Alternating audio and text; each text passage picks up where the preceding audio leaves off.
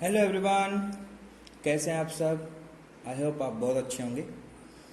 Last session में हमने discuss किया था कि किस तरह से अगर हम किसी कोयल को प्लेस करते हैं किसी मैग्नेटिक फील्ड में तो उस पर किस तरह टॉर्क आपका प्रोड्यूस होता है। नेट फोर्स तो जीरो होता है, नेट फोर्स का जो मैग्नीट्यूड है वो तो हमेशा क्या होता है, जीरो होता है, बट उस पर कोई ना कोई टॉर्क एक्ट करता है और उसका पूरा डिस्कशन हमने लास्ट सेशन में कंडक्ट किया था। अगर वो आपने नहीं देखा है तो प्लेलिस्ट में जाएं और इससे जस्ट पहले वाला जो आपका लेक्चर है उसको वॉच करें।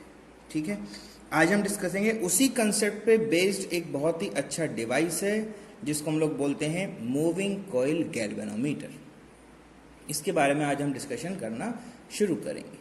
तो सबसे पहले तो हम बात करते हैं कि ये मूविंग कॉइल गैल्वेनोमीटर जो वर्ड आप देख रहे हो, इसमें यहाँ पर हमारा जो कॉइल है, जैसे हमने लास्ट सेशन में डिस्कस किया था कि अगर हम किसी मैग्नेटिक फील्ड में अगर कोई कॉइल को प्लेस करते हैं तो उस पर क्या होता है, अगर वो किसी एंगल पे होता है तो उस पर टॉर्क लगता है, और अगर वो पैरेलल होता है आपके मैग्नेटिक फील्ड के तो उस कंडीशन में उस पर किसी तरह का अगर वो परपेंडिकुलर होता है या पैरेलल होता है तो उस पर किसी तरह का कोई फोर्स नहीं लगता, उस पर टॉर्क नहीं लगता है। ठीक है, पैरेलल की केस में ज़्यादा आपका सिचुएशन आसान। ठीक है, तो उन पर्टिकुलर सिचुएशन को ही सॉल्व करने के लिए हम यहाँ पर लेके चलेंगे गैल्वेनोमीटर। तो सबसे पहले आपको बताने चाहेंगे कि गैल्वेनोमीटर है क्या। ठीक है, तो गैल्वेनोमीटर आपका एक डिवाइस है। ठीक है, गैल्वेनोमीटर आपका एक डिवाइस है और इसका यूज क्या है। आप जब भी आपसे कोई पूछेगा तो आप बोलेंगे it is use to measure और डिटेक्ट, ध्यान दें, मेजर और detect small variation of current, बहुत छोटा करंट, मतलब मिली में एम्पियर, माइक्रो एम्पियर, इस तरह के करंट के जब मेजरमेंट की बात होती है तो उसको हम लोग गैल्वेनोमीटर से क्या करते हैं, मेजर करते हैं। ठीक है, फिर आप बोलोगे सर हमारे पास तो एक और डिवाइस होता है अमीटर। बेटा वो हाई करंट को मेजर करता है, 1 ampere, 2 ampere, 5 ampere, 20 ampere, 25 ampere, इस तरह के करंट का मेजरमेंट आप अमीटर से करते हैं। बहुत छोटा करंट अगर आपको मेजर करना है तो उसको किससे होगा, वो गैल्वेनोमीटर से होगा। समझ पा रहे हैं बातों को। चलिए, तो गैल्वेनोमीटर के बारे में अगर कोई पूछता है तो डिफाइन कैसे करेंगे। Electrical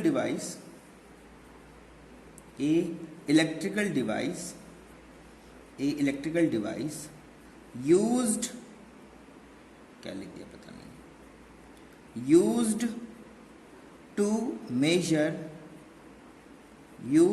major small current in wire। Conductor की बात करते हैं, इन वायर। कैसा small current, micro ampere, milli ampere, इतना छोटा मतलब 10⁻⁻6, 10⁻⁻3, इस टाइप का करंट आप मेजर जब करते हो तो क्या यूज करते हो, गैल्वेनोमीटर हमेशा यूज करते हो। ठीक है, अब बात आती है सर ये मूविंग कॉइल जो गैल्वेनोमीटर जिसकी हम बात कर रहे हैं इसका प्रिंसिपल क्या है, क्या प्रिंसिपल हम लोग यूज करेंगे। तो प्रिंसिपल बिल्कुल आसान है। ठीक है, जब भी आप बात करोगे मूविंग कॉइल गैल्वेनोमीटर के बारे में, मूविंग कॉइल गैल्वेनोमीटर, तो आपको ध्यान रखना है इनका प्रिंसिपल बहुत आसान है, और वो प्रिंसिपल है क्या जो लास्ट सेशन में हमने डिस्कस किया है। ठीक है, तो लास्ट सेशन में हमने क्या डिस्कस किया है सर, वो है आपका torque on A current loop, placed in a magnetic field. Magnetic field में अगर हम किसी करंट लूप को या कॉइल को अगर प्लेस कर देते हैं तो उसके ऊपर क्या जनरेट होता है, टॉर्क जनरेट होता है। उसके ऊपर पूरा का पूरा आपका ये पूरा फंडामेंटल वहीं से हमने कंडक्ट किया है। ठीक है, अब कैसे कंस्ट्रक्ट करेंगे इसके अंदर, कैसे इसका पूरा मेजरमेंट होता है, तो वो स्टेप बाय स्टेप हम लोग बातें करेंगे उसके बारे में। ठीक है, तो सबसे पहले बात करते हैं। तो सब आपने कहा से चलो ये तो हो गया। तो देखो सबसे पहले तो आपको एक करंट लूप बनाना पड़ेगा। ठीक है, हमें क्या करना पड़ेगा, एक करंट लूप बनाना पड़ेगा। तो क्या करते हैं, सबसे पहले तो आपने कहा sir we choose a coil having many turns। आपने कहा सर मैनी टर्न्स की क्या रिक्वायरमेंट है, आपने वहां पर अगर देखा हो तो वहां पर जो आपका फॉर्मूला था टॉर्क का वो था N multiply by M multiply by आपका B, ठीक है, ऐसे कुछ था। तो वहां पर आप देखिए N multiply by M, M क्या था आपका, M को आपने बोला था दैट इज मैग्नेटिक डाइपोल, और वो मैग्नेटिक डाइपोल होता क्या है, I multiply by area vector, ठीक है, वो क्या होता है I multiply by area vector. तो करंट का वैल्यू अगर बढ़ा दो, एरिया वेक्टर तो कांस्टेंट रहेगा भाई, कॉइल का एरिया तो कांस्टेंट रहेगा, ठीक है, तो और क्या इंक्रीज कर सकते हैं, करंट इंक्रीज कर सकते हैं। अगर करंट इंक्रीज करोगे तो डाइपोल का वैल्यू बढ़ेगा, डाइपोल का वैल्यू अगर इंक्रीज करोगे तो टॉर्क का वैल्यू भी आपका इंक्रीज करेगा। ये फंडामेंटल है, ठीक है। लास्ट सेशन में हमने डिस्कस किया था, तो हम वही चूज कर रहे हैं। We choose a coil having many turns, बहुत सारे टर्न्स। इसमें फायदा क्या होगा, ज्यादा करंट, हर एक लूप के अंदर आई करंट होगा, तो N multiply by I current से आपका वहां पर क्या होगा, फ्लो करेगा। हर एक में आई करंट होगा तो हर एक लूप क्या करेगा, एक मैग्नेटिक डाइपोल जनरेट करेगा, और वो उनका डायरेक्शन क्या होगा, सेम ही डायरेक्शन होगा, सबका डायरेक्शन क्या होगा, सेम। तो जो इफेक्टिव आपका डाइपोल होगा वो क्या कर जाएगा, इंक्रीज कर जाएगा, और उसकी वजह से आपका नेट टॉर्क का वैल्यू भी क्या कर जाएगा बेटा, इंक्रीज कर जाएगा। समझ रहे हो चीजों को। तो इसी तरह हमने बोल रहे हैं we choose a coil having many turns, और अब क्या करते हैं इसको, placed in a strong magnetic field, placed in a strong magnetic field. अब इसको मैग्नेटिक फील्ड में डाल दिया, क्यों, क्योंकि सर टॉर्क के लिए दोनों की रिक्वायरमेंट है, टॉर्क के लिए M का रिक्वायरमेंट भी है, B का रिक्वायरमेंट भी है, सब हमें चाहिए, ठीक है। तो वो सब यहाँ पर रिक्वायरमेंट हमारा फुलफिल करना चाहेंगे। क्लियर सब बातें। तो आपने कहा सर ये हो गया हमारे पास में मैग्नेटिक फील्ड में, उसको हमने प्लेस कर दिया, ठीक है। अब क्या करें, आपने कहा सर हमें मेजरमेंट करंट का करना है, तो जब तक करंट इसमें आप फ्लो नहीं करेंगे कॉइल के अंदर तब तक कुछ काम नहीं होने वाला, ठीक है। आप क्या करते हो, flow current in coil which is going to be measured, जो हमें मेजर करना है उस करंट को इसमें क्या कर देते हैं, फ्लो कर देते हैं, ठीक है। अब क्या करेंगे, तो आपने कहा सर जैसे आप ये काम करने लगेंगे तो जैसे ये सब होगा, करंट आप जैसे ही सेंड करोगे अब उस पर क्या होगा, टॉर्क जनरेट होगा, ठीक है। तो आप बोलोगे कि ए torque act on coil which rotate the coil, we use a pointer and scale to obtain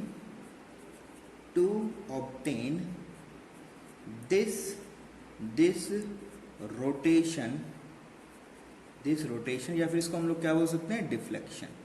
क्या बोल सकते हैं इसको हम लोग, डिफ्लेक्शन ऑफ कॉइल। इसी को क्या बोलते हैं हम लोग, डिफ्लेक्शन ऑफ कॉइल। हम लोग करेंगे, देखो सिंपल सी बात है, जैसे ही करंट फ्लो करोगे मैग्नेटिक फील्ड वहां पर पहले से ही है, स्ट्रॉन्ग मैग्नेटिक फील्ड आप यूज कर रहे हो, कॉइल में करंट पास किया, जैसे ही करंट पास किया तो कॉइल पे टॉर्क लगेगा, तो उसे मेजर करना पड़ेगा, तो उसके ऊपर टॉर्क तो एक्ट कर गया, जो रोटेट करेगा कॉइल को। इस रोटेशन को कैसे मेजर करें, तो आपने कहा सर एक पॉइंटर लगा देते हैं और एक स्केल लगा देते हैं, जिससे हम उस रोटेशन को या डिफ्लेक्शन ऑफ कॉइल को क्या कर सकते हैं, मेजर कर सकते हैं, ठीक है। अब आपने कहा सर अब क्या करें, अब देखो सिंपल सी बात है, जितना ज्यादा करंट यहाँ पर फ्लो कराओगे उतना ज्यादा डिफ्लेक्शन होगा, ठीक है। तो यहाँ पर लिखो साफ साफ बातें इसके बारे में। तो आपने कहा sir more the current more will be torque, और टॉर्क का मतलब क्या है, टॉर्क का मतलब है मोर डिफ्लेक्शन।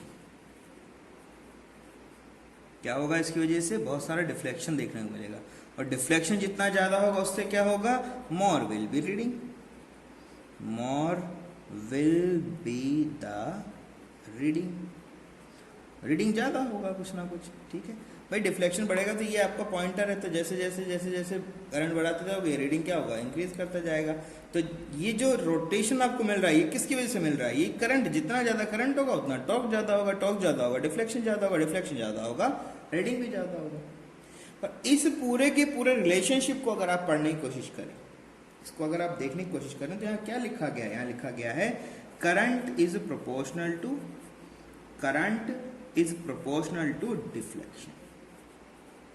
ये हम लोगों को प्रूफ भी करना है और इसी को हम यूज भी करना चाहते हैं। क्यों यूज करना चाहते हो, क्योंकि यार सिंपल सी बात है, करंट के रेस्पेक्ट का डिफ्लेक्शन आना चाहिए, ना तो ज्यादा आना चाहिए ना तो कम आना चाहिए, एकदम प्रोपोर्शन का आना चाहिए, लीनियर प्रोपोर्शन का आना चाहिए। This is our required value, ये हमें चाहत है हमारी, ये हम चाहते हैं। तो सबसे पहले तो बात करते हैं कंस्ट्रक्शन कैसा होता है, कंस्ट्रक्शन के अंदर क्या क्या इक्विपमेंट यूज होगा, वो सब बातें करते हैं। चलो आगे बढ़ते हैं। तो आपने कहा सर कंस्ट्रक्शन की बात करें तो यहां पर देखें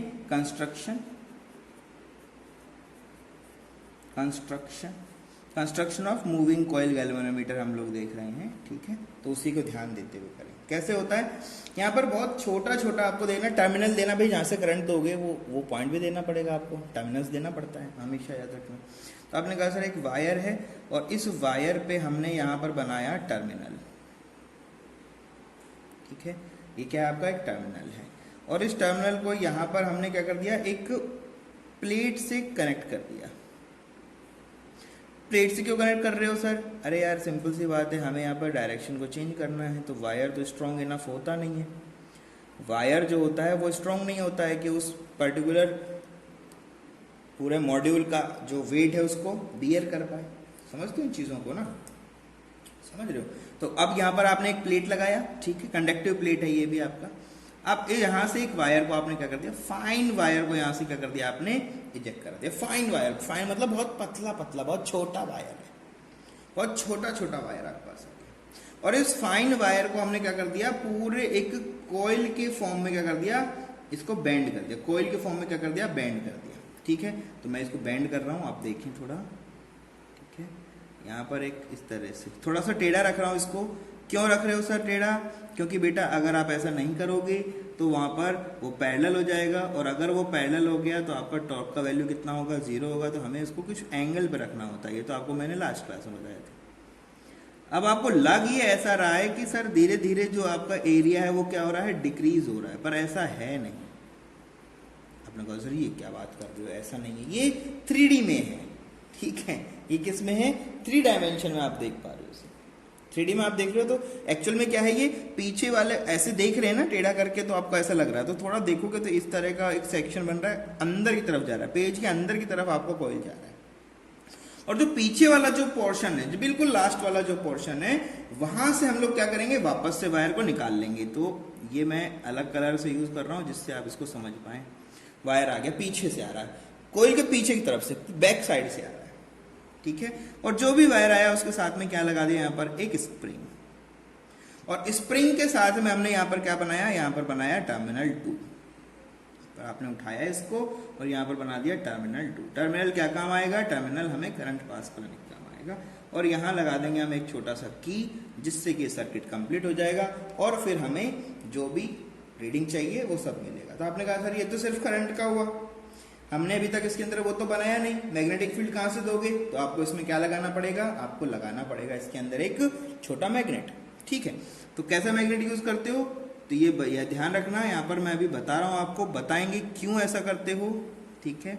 तो ये आपका एक सिलेंड्रिकल मैग्नेट आप यूज करते हैं इसके अंदर, ठीक है। ये आपका एक सिलेंड्रिकल मैग्नेट हम लोग यूज कर रहे हैं।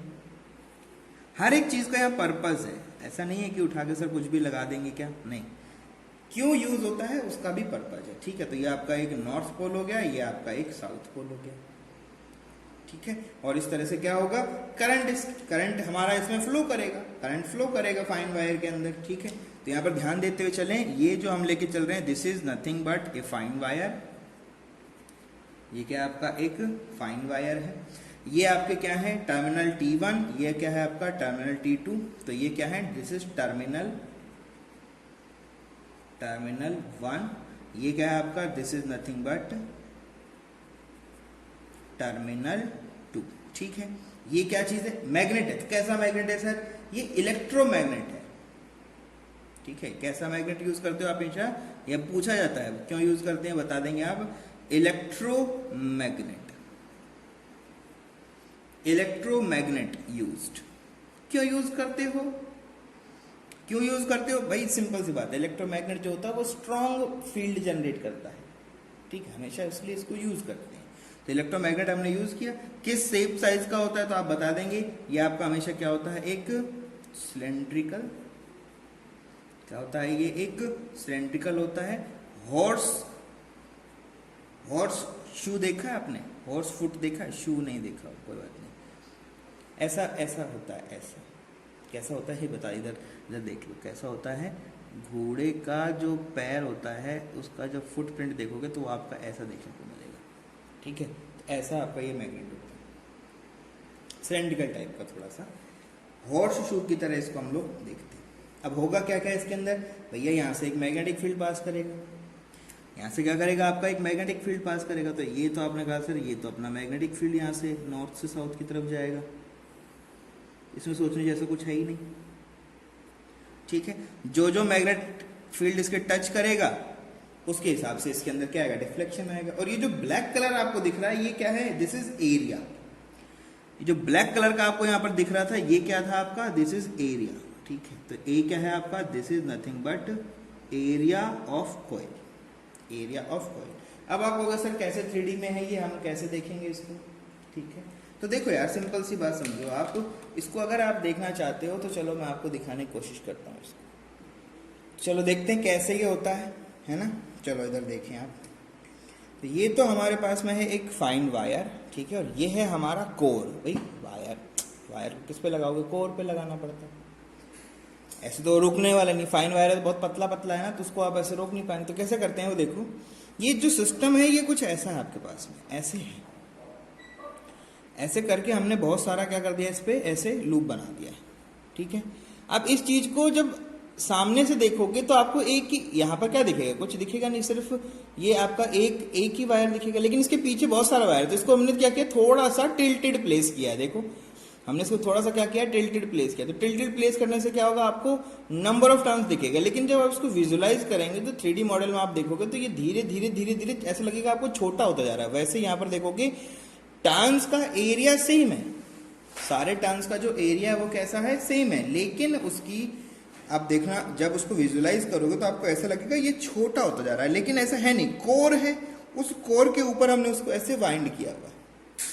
जैसे अभी हमने वाइंड किया था वैसे अभी भी हमने इसको वाइंड किया हुआ है। समझ रहे हो चीजों को? तो इस तरह का आपका पूरा एक कंस्ट्रक्शन हम लोग बना के रखते हैं कि भाई इस तरह से पूरा फील्ड है। आपको पता है कि अगर ये पैरेलल होगा तो इसके अंदर ये क्या होगा? मैग्नेटिक फील्ड इसको टच करके चला जाएगा, और टच करके अगर वो जाएगा, ठीक है, तो आप देखो मैग्नेटिक फील्ड और करंट का डायरेक्शन सेम हो जाएगा। और जैसे ये दोनों सेम होगा तो आपका टोटल जो टॉर्क है वो कितना हो जाएगा? 0। तो थीटा 0 हो जाएगा। एक्चुअल में थीटा का वैल्यू क्या हो जाएगा आपका? 0 हो जाएगा। तो थीटा अगर 0 होगा तो उस कंडीशन में कोई टॉर्क हम लोग यहाँ पर प्रोड्यूस नहीं कर सकते। कॉइल के ऊपर हमारा जो वायर है वो वाइंडेड है बढ़िया तरीके से, इसमें कोई सोचने जैसा कुछ नहीं है। ठीक है, तो नंबर ऑफ ज्यादा टर्न होने से क्या फर्क पड़ेगा सर? मैंने आपको बताया कि हमेशा टिल्टेड आपको रखना है, एक एंगल पे रखना है। ठीक है, तो रिलेशनशिप क्रिएट करेंगे हम पूरा का पूरा। तो आपको पता होना चाहिए कि टॉर्क होता है, वो हमने कल बताया था, this is n multiply by m vector cross b vector. यही आपका होता है, इसी को लिखते हो आप ऐसे तरह से। और अगर आप इसको थोड़ा सॉल्व करें तो क्या मिलेगा आपको? आपको मिलेगा n multiply by m vector dot b vector, और इनके बीच का जो एंगल है वो कितना है? Sine theta. इनके बीच में जो एंगल है वो कितना है? Sine theta. Theta is angle between m and b, दोनों के बीच का एंगल आप लोगों को देखना होता है। तो थीटा अगर 0 होगा, मतलब अगर ये पैरेलल होंगी दोनों चीजें, तो टॉर्क नहीं आएगा। यही मैं आपसे कहना चाहता हूं कि टॉर्क इसमें नहीं आएगा। थीटा का वैल्यू अगर 180 होगा, अगर अपोजिट भी होंगे, करंट का मैग्नीट्यूड या m का मैग्नीट्यूड, तो दोनों अगर ऐसे होगा तो भी हमारे पास में किसी तरह का कोई टॉर्क नहीं आएगा। ठीक है, तो थीटा का वैल्यू बहुत डिपेंडेंसी है। तो 90 डिग्री हम लोगों को हमेशा रिक्वायर्ड होता है। ठीक है, जैसे कि मैक्सिमम टॉर्क हमारा बन के रखे, तो हम कोशिश करेंगे कि हमेशा 90 डिग्री प्रोड्यूस हो। इसलिए हम लोग यहाँ पर सिलेंड्रिकल और हॉर्स शू की बातें कर रहे हैं। तो फिलहाल ये एक सिंपल मैग्नेट है, और फिर इसको किस तरह से कन्वर्ट करते हैं तो उसके बारे में बात करेंगे। हमेशा 90 डिग्री पे रहे ऐसा कैसे पॉसिबल हो सकता है उसकी हम बात करते हैं। फिलहाल आपका एक सिंपल एक मैग्नेट हमने रखा है, उस तरह से वर्किंग प्रिंसिपल है इसका, ठीक है। तो यहाँ पर आप ध्यान दें, हमेशा याद रखना, यहाँ पर जो आपका m वेक्टर होता है वो आपको पता होना चाहिए, this is i multiply bye a vector, ठीक है, ये आपको पता होना चाहिए। और n जो हमने यहाँ पर डिफाइन किया है, this is nothing number of turns in coil, coil में कितना नंबर ऑफ टर्न्स है उसकी हम बातें करते हैं, ठीक है। बी आपका मैग्नेटिक फील्ड और theta is the angle between m and d होता है, ठीक है। चलो आगे बढ़ते हैं, एनालिसिस की तरफ बढ़ते हैं, मैथमेटिकल किस तरह से इसका एनालिसिस होगा। तो अभी मैंने बताया आपको कि टॉर्क कितना प्रोड्यूस होगा जब हम कोई आई करंट सेंड करते हैं। तो सब कुछ इस तरह से हम लोग बात करते हैं, मैथमेटिकल एनालिसिस। किस तरह से मैथमेटिक्स देखा जाएगा आपको गैल्वेनोमीटर का, ठीक है, मूविंग कॉइल गैल्वेनोमीटर का किस तरह से मैथमेटिक्स आप लोग एनालाइज करते हो उसकी हम बात करते हैं, ठीक है। तो सबसे पहला काम क्या है, आपने कहा सर बिना करंट को सेंड किए तो हमारे पास काम होने वाला नहीं है। सबसे पहले तो आपको क्या करना पड़ेगा, आपने कहा सर आई करंट जो मेजर करना है, जो भी करंट आपको मेजर करना है उसको सबसे पहले सेंड करो। सबसे पहले उसको क्या करेंगे, आप सेंड करेंगे, ठीक है। तो सबसे पहले आपको क्या करना है, उस करंट को सेंड करना है, ठीक है। तो उस करंट को आप सेंड करें, ठीक है। तो आपने लिखा है यहां पर send current which is going to be measured using galvanometer। जो भी गैल्वेनोमीटर से आपको मेजरमेंट करना है उस करंट को यहां सेंड करो। अब भी तुरंत सबसे पहला काम क्या है, उसको सेंड करो। तो उससे क्या होगा, आपने कहा सर ए टॉर्क विल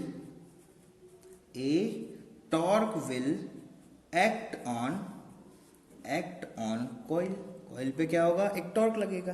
तो टॉर्क होगा कितना, आपने बताया कि आपने कहा सर टॉर्क का जो मैग्नीट्यूड है वो आपका हो जाएगा n multiply by m vector cross b vector, जिसको हम क्या लिख सकते हैं, इसको लिख सकते हैं n multiply by m multiply by b multiply by sine of theta. और m का वैल्यू अगर पुट कर दो तो क्या लिखोगे, n multiply by a multiply by i multiply bye b multiply by sine of theta.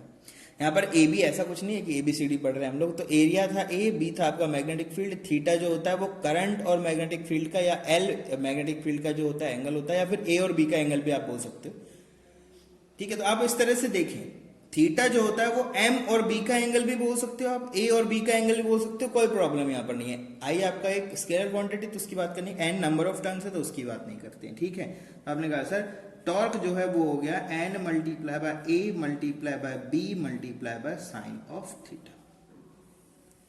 ये टॉर्क होगा न्यूटन मीटर के अंदर। टॉर्क का वैल्यू किस में आएगा, हमेशा आपके पास में न्यूटन मीटर में, ठीक है। तो आप यहाँ पर अगर देखना चाहें तो आप यहाँ पर लिख सकते हो, क्या लिखना चाहते हैं सर यहाँ पर हम, बिल्कुल आसान सी बात है। यहाँ पर n का वैल्यू बता सकते हो, this is nothing but number of turns, ठीक है।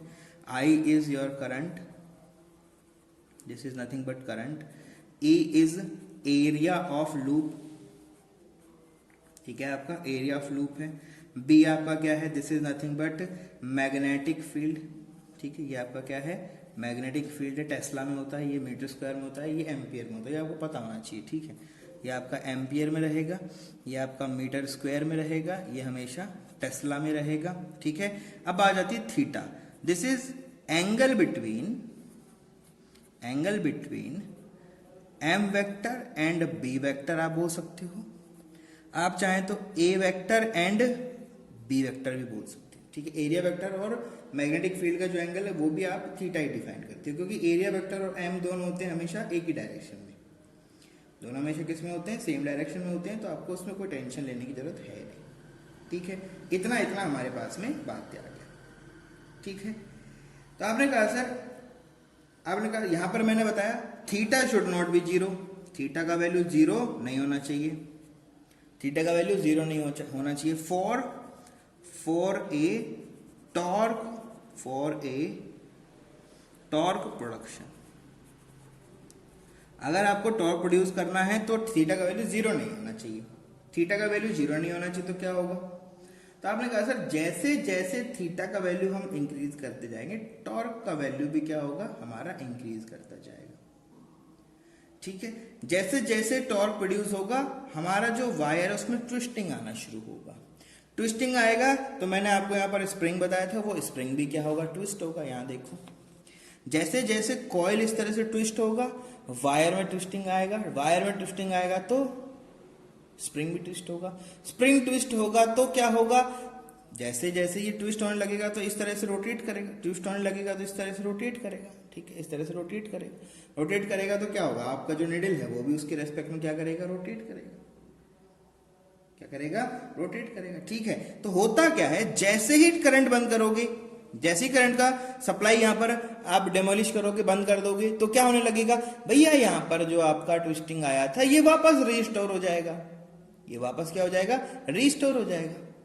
इसका मतलब ये टॉर्क जो आप यहां पर करंट से करंट को यहां पर फ्लो करा के जो टॉर्क प्रोड्यूस कर रहे हो वो, और आपका स्प्रिंग में जो ट्विस्ट आता है वो, या रिस्टोरिंग जो फोर्स आता है वो दोनों हमेशा क्या होते हैं, सेम होते हैं।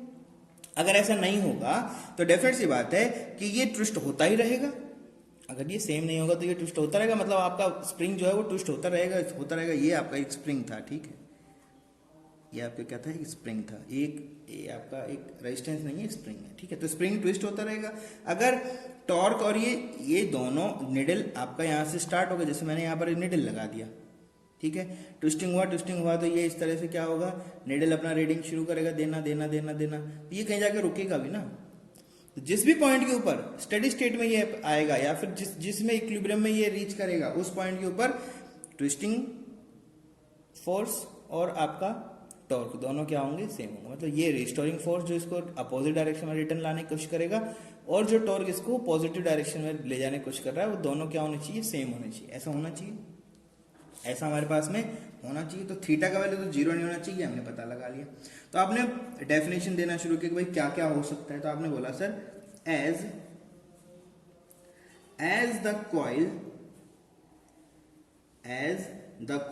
Rotate due to current flow की वजह से ऐसा हो रहा है। ठीक है, as the coil rotate due to current flow, the thin wire, या थिन या बोल दो fine, the fine wire and spring start twist होना शुरू करेगा। ठीक है, start twisting. This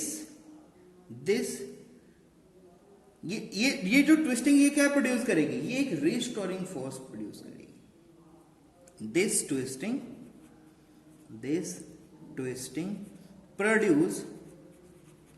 produce a restoring force in spring के अंदर क्या कर देगी, ये रिस्टोरिंग टॉर्क को क्या कर देगी, प्रोड्यूस कर देगी। ठीक है, वायर में और स्प्रिंग में दोनों में ये रिस्टोरिंग फोर्स क्या हो जाएगा, प्रोड्यूस हो जाएगा। तो रिस्टोरिंग फोर्स होता क्या है, ठीक है, रिस्टोरिंग फोर्स की अगर बात करो या रिस्टोरिंग टॉर्क की अगर बात करो, ठीक है, तो ये फोर्स जो बन रहा है एक्चुअल में ये टॉर्क से बनेगा, तो ये टॉर्क ही होगा। ठीक है, तो इसको आप फोर्स बोलो या फिर आप इसको क्या बोलेंगे, रिस्टोरिंग टॉर्क होगा। ठीक है, क्योंकि फोर्स नहीं मिल रहा है, हमें टॉर्क मिल रहा है, तो रेस्पेक्टिव में जो रिस्टोर मिलेगा वो भी क्या होगा, टॉर्क ही आपका होगा। ठीक है, अब बात आती है रिस्टोरिंग टॉर्क होगा कितना।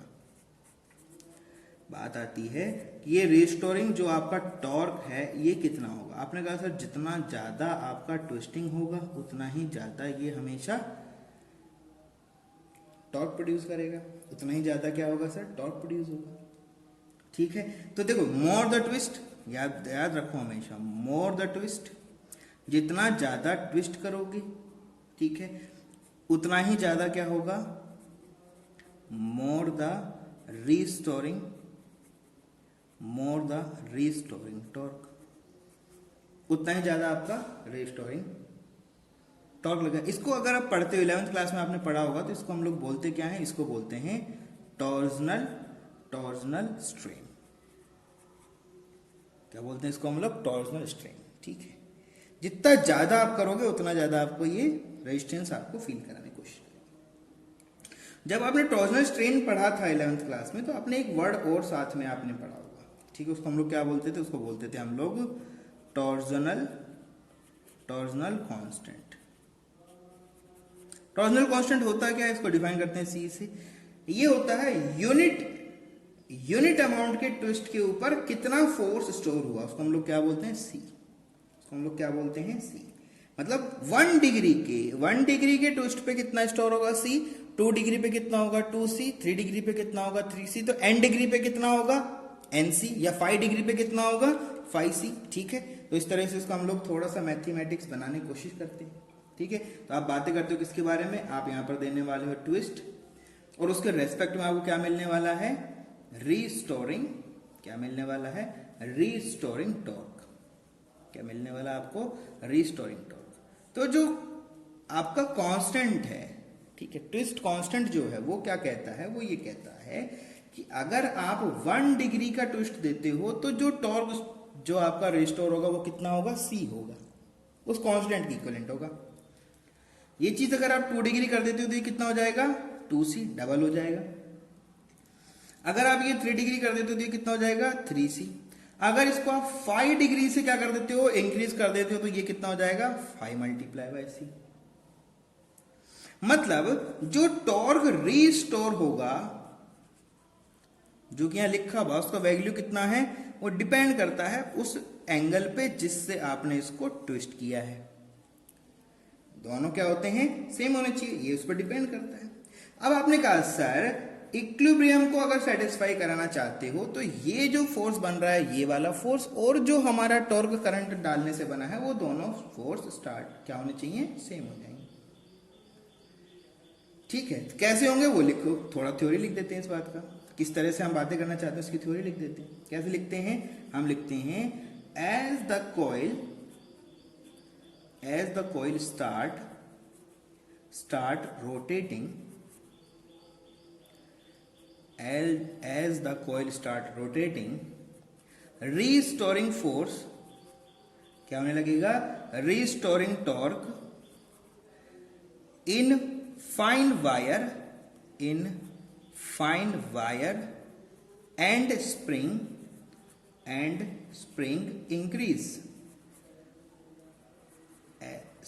increases। ठीक है, at some point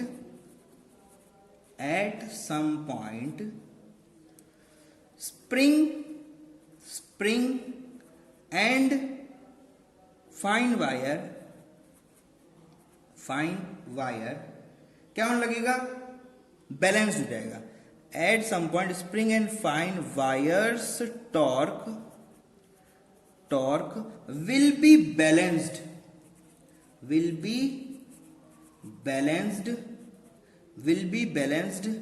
by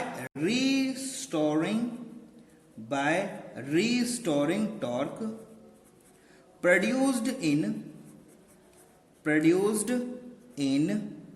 spring and fine wire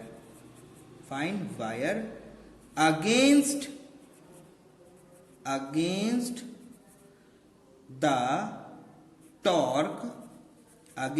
the torque due to current flow से जो हमारा टॉर्क बनता है उसके अगेंस्ट में ये एक रिस्टोरिंग फोर्स बनेगा, जो कि इसको क्या कर लेगा, बाद में बैलेंस कर लेगा।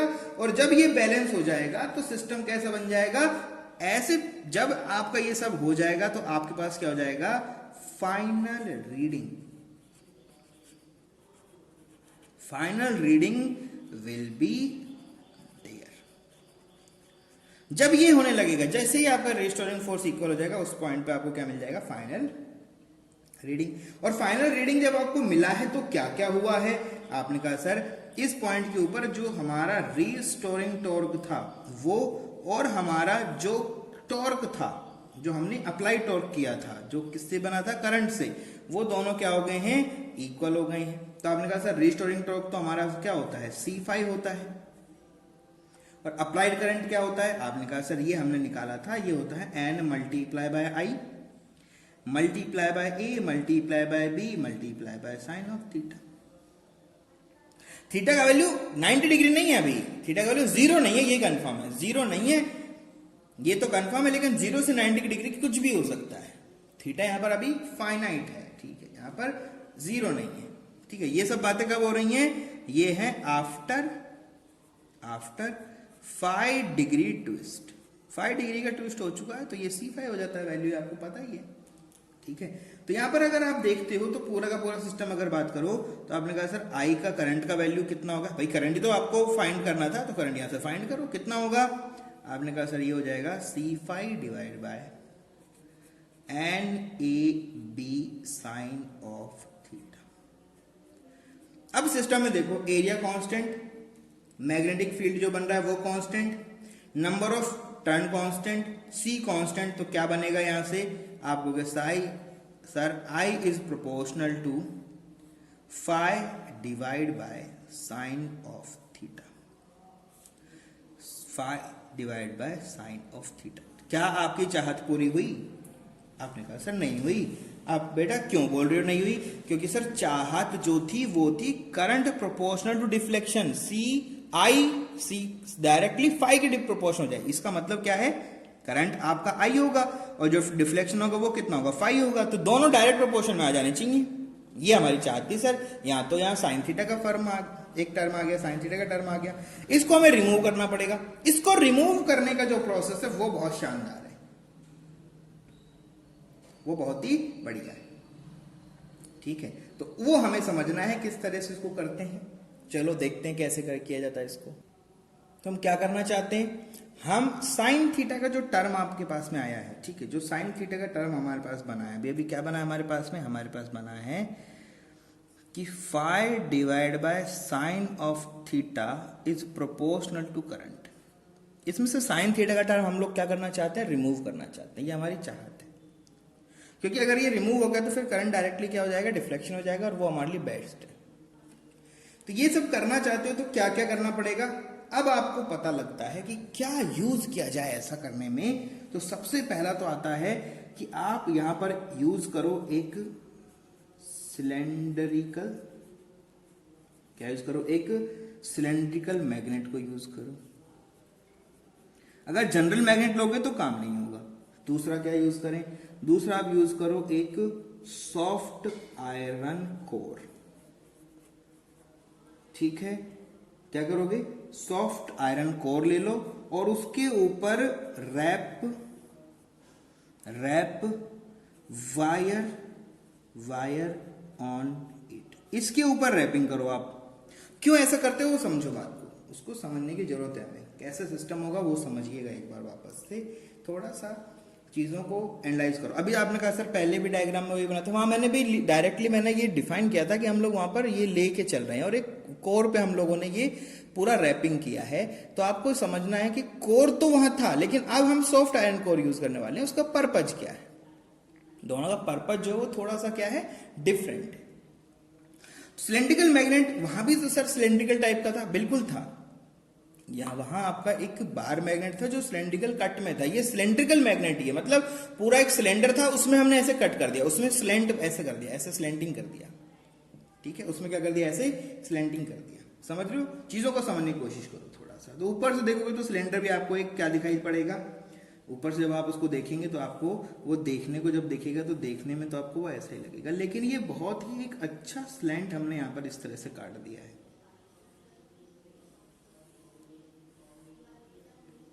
ये हमने इस तरह से कटिंग कर दिया है। तो ये आपका नॉर्थ है, ये आपका क्या है? साउथ है, ठीक है। सिलेंड्रिकल है ये, एक सिलेंड्रिकल। अब क्या करें?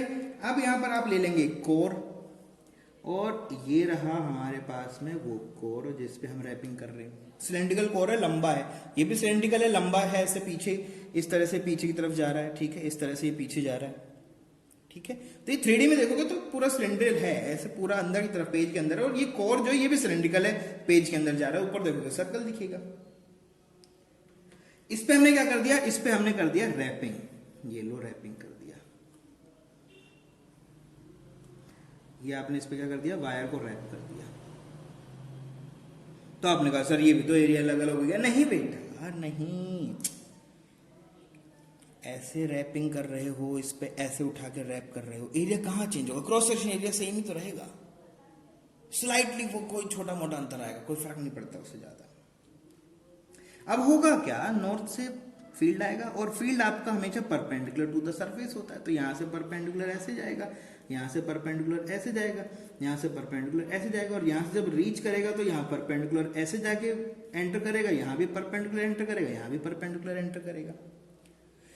परपेंडिकुलरली हमेशा यहाँ से आपका फील्ड क्या होगा, जनरेट होगा। परपेंडिकुलरली हमेशा फील्ड यहाँ पर क्या होगा, गेन करेगा। अब जब यहाँ जब ये कट करेगा, इसको जब कट करेगा, ये जब इसको कट करेगा 90 डिग्री पे कट करेगा। हर एक फील्ड जब इसको कट कर रहा होगा वो किस पे करेगा बेटा जी, 90 डिग्री पे ही करेगा। आपने कहा सर नहीं देख पा रहा मैं, आ जाओ दिखा देते हैं, पूरा सिस्टम बना देते, पूरा का पूरा डायग्राम ही बना देते हैं। अब तो देखो जरा, ये तो रहा आपका रीडिंग, ठीक है, थोड़ा थोड़ा बना देता हूं मैं ऐसे ऐसे।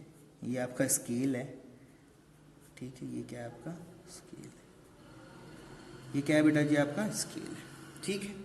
और इस स्केल की जो निडल है, यहां पर आपका एक निडल भी होगा, उस निडल को हमने यहां पर क्या कर दिया, पाइवोट कर दिया है। सर किसके साथ पाइवोट कर दिया है वो अब देख लो। यहां से वायर आ रहा था, इस वायर का ये जो जंक्शन था इसके साथ इसको हमने पाइवोट कर दिया, ये लो। अब देखो यहां एक कोर भी होना चाहिए, जो कि यहां पर दिख, ये जो कोर दिख रहा है इसको देखना है भाई, आपको परपेंडिकुलर देखना जरूरी है ना, दिखा देते हैं भाई, काहे परेशान हो रहे हो इतना यार। ये रहा वो सिलेंडर जिस पे आपने रैपिंग किया है, नीचे सिलेंडर नहीं बना पा रहा हूं मैं क्योंकि 3D में हो जाएगा, ठीक है। तो ये सब थोड़ा सा इस तरह से स्लैंटिंग होगा, थोड़ा सा क्या होगा, स्लैंटिंग में होगा। अब यहां से वायर आएगा, ऐसे जाएगा, ऊपर से आएगा, फिर से ऐसे ऐसे ऐसे करके क्या होगा, इस पे पूरे पर रैप हो जाएगा। अब बताओ इनका एरिया एक जैसा है कि नहीं है, बताओ फटाफट बताओ, है कि नहीं है बेटा, है ना। और अब इनके बगल में क्या रखी हुई है, मैग्नेट, इनके दोनों तरफ क्या रखा हुआ है, मैग्नेट, वो भी कैसा है, सिलेंड्रिकल। ये लो मैग्नेटिक सिलेंड्रिकल मैग्नेट, ये नॉर्थ है,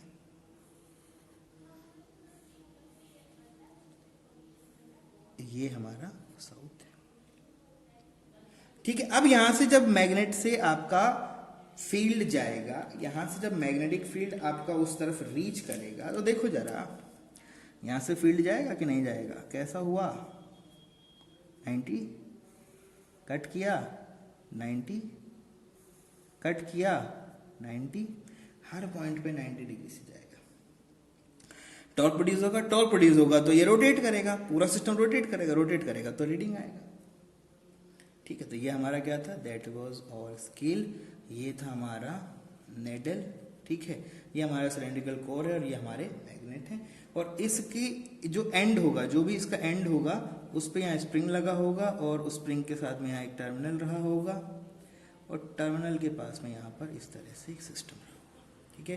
ये आपका की था, ये आपका टर्मिनल 2 था, ठीक है। ये आपका क्या था, ये आपका स्प्रिंग था। ऐसा सिस्टम आपके पास में था पहले से, अभी भी ऐसा ही है। तो ये करने से हमें क्या फायदा हुआ वो आपको समझना चाहिए। सबसे पहली बात, ये सर सॉफ्ट आयरन क्यों यूज किया आपने। सॉफ्ट आयरन एक फेरोमैग्नेटिक सब्सटेंस होता है, ठीक है, और ये बहुत ही स्ट्रांग मैग्नेटिक फील्ड को जनरेट करता है। जो आपने यहाँ एनएस से दिया ना, उससे भी ज्यादा मैग्नेटिक फील्ड ये जनरेट करेगा। कैसे करेगा सर, ये मैग्नेटिक फील्ड लाइंस को अपनी तरफ क्या कर लेता है, अट्रैक्ट कर लेता है। जितनी दूर दूर से भी अगर कोई लाइन जा रही है उसको भी अपने में से पास कराने की पूरी कोशिश करता है, ठीक है। तो आपको पता होना चाहिए सब चीजें क्या है। ये आपने कहा sir soft iron core is a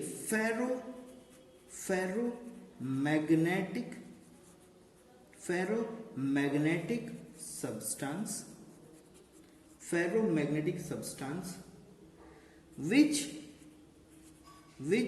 increase flow of magnetic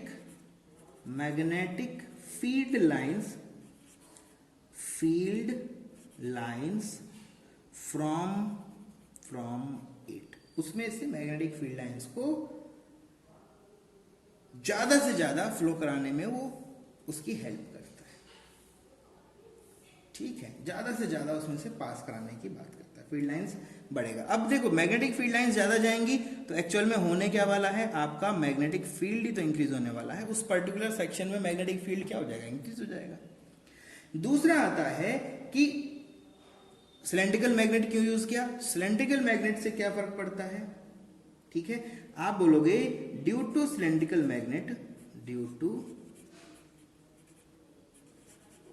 cylindrical magnet, due to cylindrical magnet A radial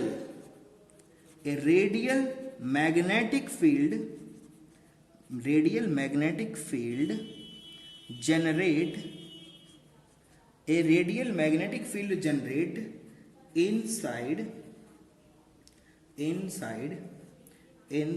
the system के अंदर रेडियल मैग्नेटिक फील्ड बन जाता है। रेडियल मैग्नेटिक फील्ड का मतलब क्या, हर एक पॉइंट के ऊपर परपेंडिकुलर होगा, जैसे यहां पर देख रहे हो हर पॉइंट से परपेंडिकुलरली आएगा, परपेंडिकुलरली रीच करेगा, जब कट करेगा तो परपेंडिकुलर कट करेगा। नहीं समझ पा रहे, आपने कहा सर तो पैरेलल, अरे नहीं भाई, इनका जो एम होगा वो ऐसे होगा, खच खच खच खच खच, परपेंडिकुलरली कट करेगा, ठीक है। अरे यार देखो, अगर ऐसे आपकी कॉइल्स हैं तो इस उनके परपेंडिकुलर एम अंदर की तरफ जाता हुआ होगा और उसको बी ऐसे कट कर रहा होगा तो 90 डिग्री पे बनेंगे, तो 90 डिग्री बनेंगे। तो यहां पर आप लिखो साफ साफ कि एरिया वेक्टर और बी वेक्टर क्या होंगे, परपेंडिकुलर। इनके बीच का जो थीटा होगा वो कितना होगा, 90 डिग्री होगा। थीटा 90 डिग्री, तो आपने कहा सर साइन थीटा अगर 90 डिग्री है तो उस कंडीशन में इसका ओवरऑल वैल्यू कितना हो जाएगा, 1। जैसे 1 हुआ, जैसे ही 1 होगा तुरंत आप लिख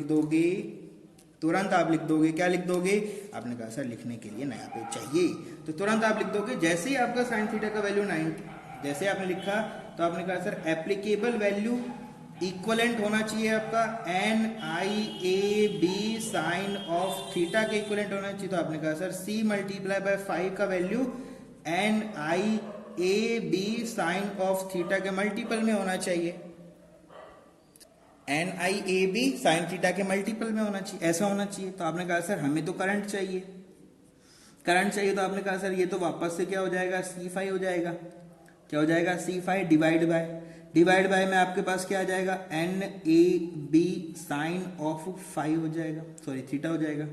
बाकी सब कांस्टेंट, तो आपने कहा sir n is proportional to 5 divide by sine of theta, ये पहले भी आया था अभी, लेकिन हमारे पास में जो साइन थीटा है उसका वैल्यू 1 आ चुका है, 90 डिग्री हो गया, रेडियल हमारा फील्ड बन गया, रेडियल फील्ड बन गया है, तो आई का वैल्यू प्रोपोर्शनलिटी में किसके आ जाएगा, 5, किसके प्रोपोर्शनलिटी में आ जाएगा आपका 5, ठीक है। तो ये हमारा प्रोपोर्शनलिटी आ गया।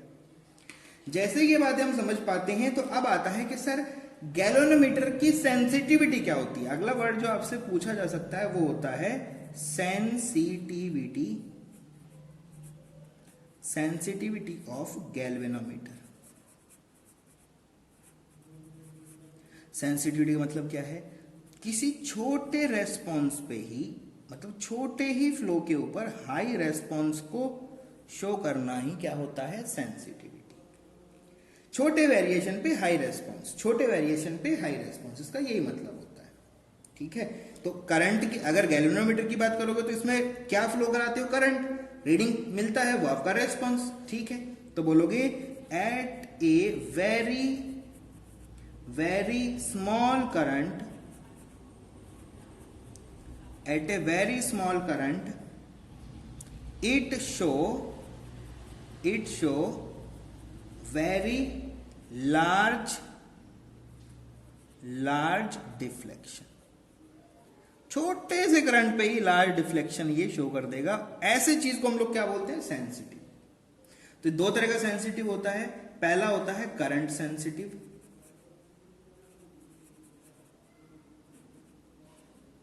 पहला होता है करंट सेंसिटिविटी। कैसे डिफाइन करते हो भैया, डिफ्लेक्शन है तो 5 से डिफाइन करना पड़ेगा, किससे डिफाइन करना पड़ेगा, 5 से डिफाइन करना पड़ेगा। इसको डिफाइन कैसे करते हैं, इसको डिफाइन करते हैं 5 डिवाइड बाय आई। करंट सेंसिटिव कैसे डिफाइन करते हैं, 5 डिवाइड बाय आई। तो आपके पास में फॉर्मूला अवेलेबल है, सब कुछ आपके पास में है। कैसे डिफाइन करते हो? आपने कहा सर देखो हमारे पास जो फॉर्मूला है वो था C5 is equals to NIAB sine theta का वैल्यू 1 हो चुका है तो उसको लिखेंगे नहीं, हमें 5/i चाहिए। तो 5 divide by i is equals to कितना हो जाएगा? NAB divide by C। कितना हो जाएगा? NAB divide by C। अब आपसे पूछता है हमें सेंसिटिविटी बढ़ानी है, ये चीज का वैल्यू इंक्रीज करना है, तो क्या कर सकते हो आप? आपने कहा सर इसको तो क्या कर सकते हो डिक्रीज, बाकी सबको कर दो इंक्रीज। तो अगर सेंसिटिविटी इंक्रीज करना है तो बेटा n का वैल्यू क्या करो? इंक्रीज करो, नंबर ऑफ टर्न बढ़ाओ, एरिया बढ़ाओ, मैग्नेटिक फील्ड बढ़ाओ, और C का वैल्यू क्या करो? कम करो, तब जाके आपका क्या हो जाएगा? सेंसिटिव डिवाइस आपके पास में बनेगा। अगर आप सेंसिटिव डिवाइस बनाना चाहते हो तो आपको ये काम सब करना पड़ेगा, ठीक है। तो आपने कहा सर C कैसे कम करें? इंपॉर्टेंट बात तो ये कि सर C कम तो कर देंगे, करेंगे कैसे? तो C को अगर कम करना चाहते हो तो उसके लिए आपको ब्रॉन्ज और क्वार्ज के वायर यूज करने चाहिए, ठीक है। ब्रॉन्ज क्वार्ज के जो वायर्स होते हैं, फॉस्फोरस, ब्रॉन्ज और क्वार्ज के जो वायर होते हैं वो आप यूज करो, ठीक है। फॉस्फोरस, ब्रॉन्ज और क्वार्ज के वायर आप यहां पर यूज कर सकते हो, तो आपका C का वैल्यू क्या हो जाएगा? डिक्रीज कर जाएगा, ठीक है। तो चलो नेक्स्ट की तरफ मूव करते हैं। नेक्स्ट आपका जो होता है, अभी हमने क्या देखा? हमने देखा करंट सेंसिटिविटी। तो अब किसकी बात करेंगे? Voltage sensitive. तो वोल्टेज सेंसिटिव कैसे बनेगा? आपने कहा सर वोल्टेज को कैसे बनाएं? तो बेटा जी सिंपल है, डिफ्लेक्शन होगा किसके रेस्पेक्ट में? V के रेस्पेक्ट में। किसके रेस्पेक्ट में? V के रेस्पेक्ट में। और आपको पता है कि वोल्टेज हमेशा क्या होता है? I मल्टीप्लाई बाय R होता है। तो R क्या है? R is resistance of wire. R क्या होता है? रेजिस्टेंस ऑफ वायर, ठीक है। तो आपके पास में V equal to I R है, तो I equal to V by R हो सकता है। हमारे पास फॉर्मूला है नहीं, आपने कहा सर बनाएंगे कैसे? C5 is equal to NIAB sine of theta. I के लिए क्या रखोगे? V by R. तो आपने लिखा C5 is equal to NV by R AB multiply by sine of theta. लेके जाओ, हमें क्या चाहिए? हमें तो 5/V चाहिए। तो आपने कहा सर 5 डिवाइड बाय V इधर लेके आओ, बाकी सबको उधर रख दो, तो क्या बचेगा? NAB sine theta 90 divide by में क्या हो गया? C multiply by R। ये हो गया आपका 5/V, वोल्टेज सेंसिटिव का फॉर्मूला। सेंसिटिविटी बढ़ाना है तो क्या करो? आपने कहा सर फिर से N का वैल्यू इंक्रीज करो, एरिया का वैल्यू इंक्रीज करो, B का वैल्यू इंक्रीज करो, C का वैल्यू डिक्रीज करो, और R का वैल्यू भी डिक्रीज करो। तो आपने कहा सर C का वैल्यू कैसे डिक्रीज करें? मैंने अभी बताया था, दोबारा बता देता हूं। क्या यूज करोगे? क्वार्ज का वायर यूज करो, ठीक है। फॉस्फोरस यूज करो, ब्रॉन्ज यूज करो, ठीक है, ऐसा यूज करो। R कैसे बढ़ाएं सर? सिंपल है भाई, मोटू वायर बनाओ, ठीक है, थिक वायर का यूज करो, हो गया काम।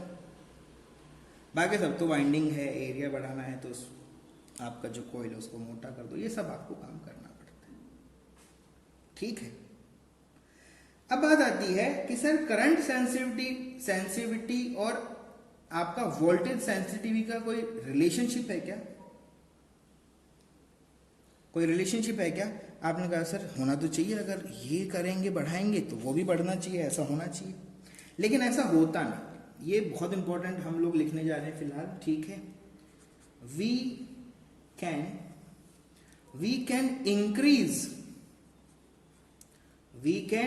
इंक्रीज करंट सेंसिटिविटी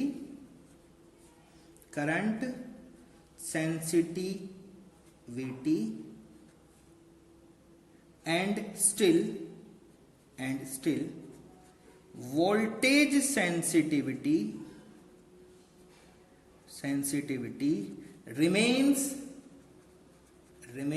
same एक को बढ़ा दोगे दूसरा तब भी सेम रह जाएगा।